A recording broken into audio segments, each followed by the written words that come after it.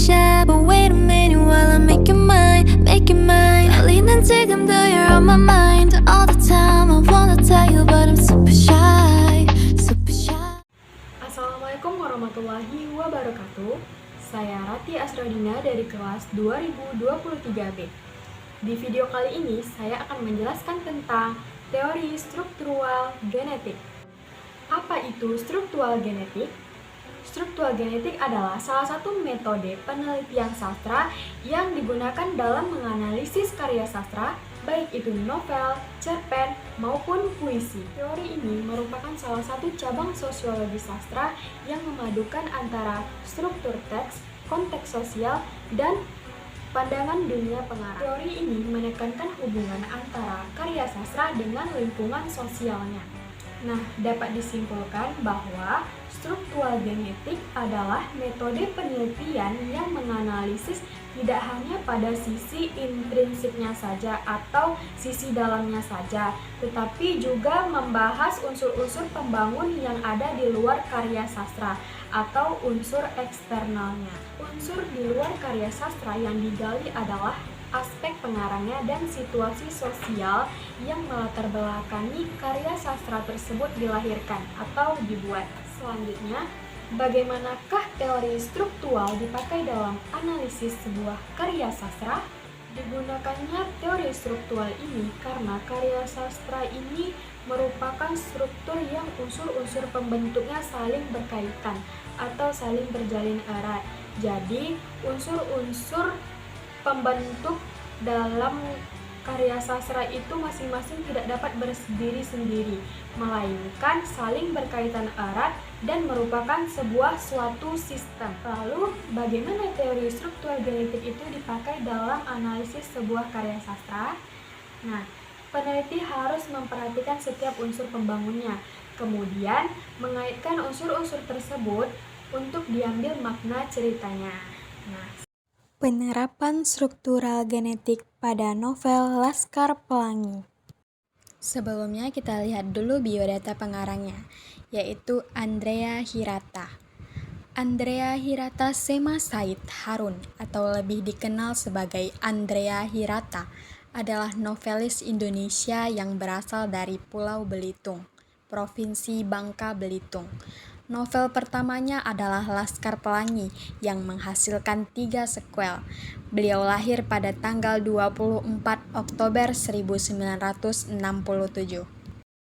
Adapun karya-karya yang dihasilkan Andrea Hirata diantaranya Laskar Pelangi, Sang Pemimpin, Endensor, Padang Bulan, Ayah, Sirkus Pohon, Orang-orang Biasa, Guru Aini, dan masih banyak lainnya. Kita masuk unsur intrinsik. Yang pertama adalah tema. Novel ini menceritakan perjuangan dan semangat para siswa. Keterbatasan bukan halangan untuk tetap bersemangat dan mengejar cita-cita. Lalu ada penokohan. Pada novel ini terdapat 10 tokoh utama, yakni Ikal, Lintang, Sahara, Mahar, Akyong, Syahdan, Kucai, Borek, Trapani, dan Harun. Selanjutnya yaitu alur. Dalam novel ini, alur yang digunakan adalah jenis alur maju. Hal ini dibuktikan dengan penulisan cerita yang menceritakan kisah awal semenjak Ikal dan kawan-kawannya bersekolah sampai mereka semua beranjak dewasa. Meski begitu, banyak cerita yang masih menjadi misteri, dan misteri tersebut berada pada novel sequel tetralogi Laskar Pelangi lainnya. Selanjutnya ada latar. Latar tempat sebagai unsur intrinsik novel Laskar Pelangi ini diantaranya adalah sebagai berikut. Yang pertama, di sekolah dasar Muhammadiyah, di bawah pohon, di dalam gua. Selanjutnya, suasana yang terjadi dalam cerita novel Laskar Pelangi diantaranya yakni menyenangkan, menegangkan, dan juga mengharukan. Kemudian sudut pandang. Penggunaan sudut pandang sebagai salah satu unsur intrinsik novel Laskar Pelangi yang pertama, yakni tokoh aku atau Ikal yang menjadi pelaku utama. Selanjutnya ada gaya bahasa. Gaya bahasa yang digunakan penulis adalah gaya bahasa Indonesia yang terpengaruh dengan aksen budaya bahasa Melayu. Selain itu juga penulis menggunakan beberapa istilah asing di dalam penulisannya. Terakhir ada amanat.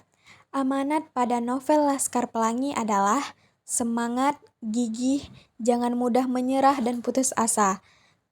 Bergembira, optimis, jangan mudah pesimis, berjuang dengan gigih, bermimpi, dan bercita-citalah yang tinggi. Kesimpulannya, novel populer yang diangkat menjadi sebuah film ini tak sekedar hiburan semata, tetapi alur cerita yang dimiliki juga syarat akan makna kehidupan yang penuh perjuangan. Meski hidup di tengah keterbatasan, namun ternyata masih ada anak-anak yang sangat bersemangat memperjuangkan haknya untuk belajar di sekolah. Pada novel Laskar Pelangi.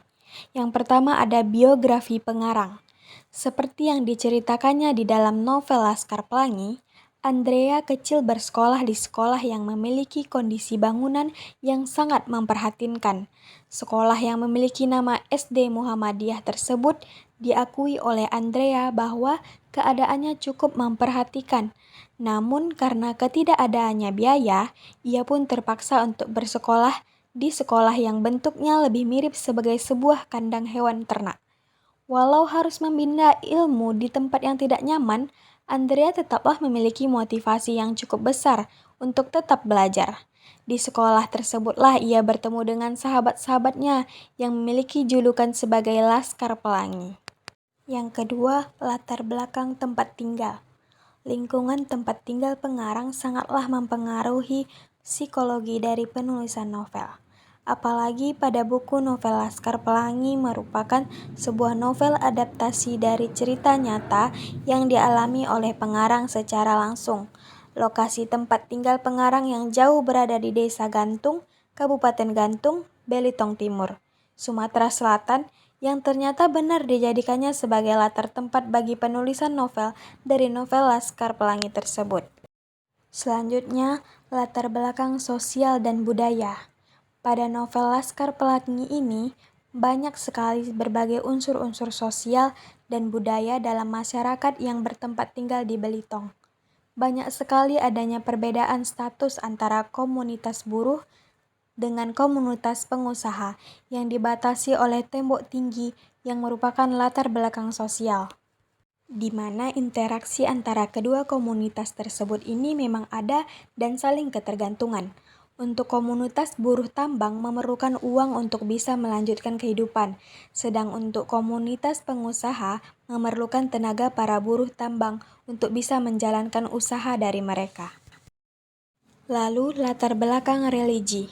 Selain itu, di dalam novel Laskar Pelangi juga mengandung latar belakang religi atau agama dari si pengarang sangat terlihat seperti pantulan cermin di dalam novel Laskar Pelangi ini, di mana nuansa keislamannya di dalam cerita novel tersebut begitu kental, di mana dalam beberapa penggalan cerita, pengarang seringkali menyelipkan berbagai pelajaran-pelajaran yang mengenai keislaman.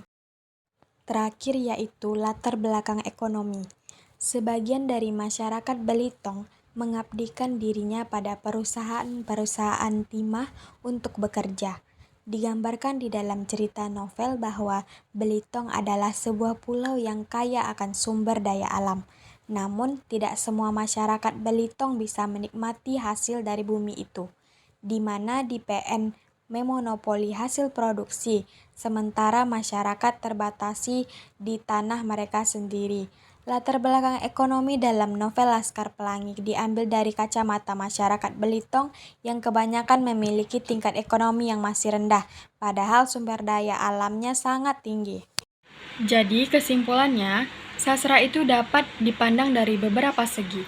Yang pertama secara objektif, yang kedua dikaitkan dengan pengarangnya, yang ketiga dikaitkan dengan peristiwa yang terjadi, yang keempat dikaitkan dengan karya sastra lain, dan yang kelima, sastra itu untuk masyarakat, dan yang keenam, hubungan antara masyarakat, karya, dan pengarangnya.